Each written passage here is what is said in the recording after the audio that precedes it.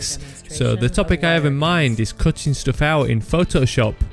Clipping a subject from its background has to be one of the most common tasks a designer will encounter in their everyday working life.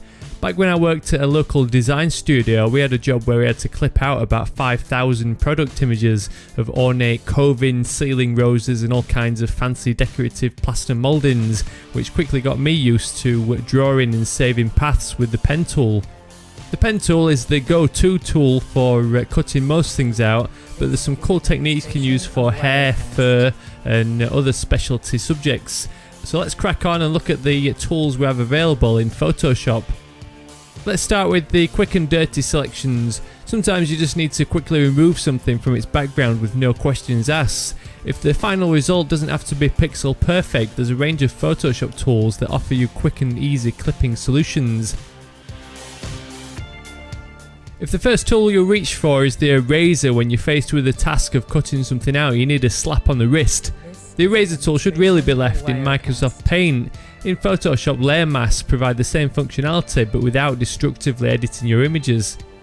However, with that said, if you have a steady hand or your fingers are hovering over the undo button, the eraser tool can quickly rub out portions of an image you don't want. Just be careful near the edges.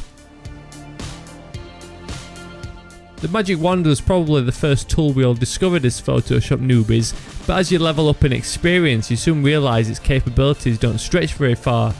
However, the magic wand is a great little tool for cutting out simple images where there's clear definition between the edges. The quick selection tool is a step up from the magic wand. Rather than let Photoshop make all the decisions, with this tool you can paint over the exact areas you want masking and Photoshop will apply a mask based on your instructions. It's much easier than the trial and error of the magic wand tool's tolerance setting. Right, now we've got the basic stuff out of the way, we can look at the pro techniques. As the saying goes, if you want something doing, then do it yourself. It might be tedious, but the best clipping results often come from manually drawing a selection around your subject. The lasso tool is another somewhat newbie tool that beginners rely on until they graduate to the pen tool. The lasso tool is great for quick selections, but its series of straight edges and the frustration of accidentally double clicking and closing the selection too soon can make this tool a nightmare when used for more advanced selections. The pen tool has so many more benefits over the lasso tool. For starters, you can create curved outlines, which is useful for those of us who live outside the Minecraft world.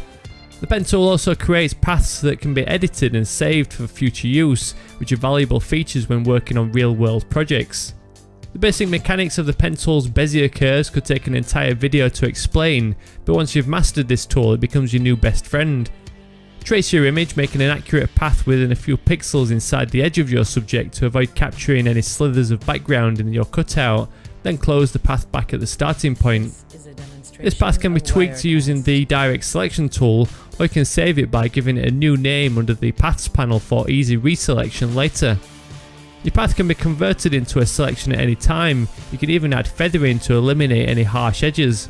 So the pen tool is the Swiss Army knife of Photoshop tools. There's not many situations where this thing can't be used, but there might be other techniques that are faster, especially when trying to tackle complex stuff like hair, fur or fine details. Now, tonal selections is the name I'm using for techniques that use the overall contrast and colour of an image to make a selection. These methods are great for ultra detailed images where it's just not feasible to draw a selection manually. Every image is made up of a red, green and blue channel that each contains a different tonal version of the picture. Channels have the ability to create the most perfect selections from ultra fine details such as hair or fur, but they don't work well with detailed backgrounds or where there's lack of contrast.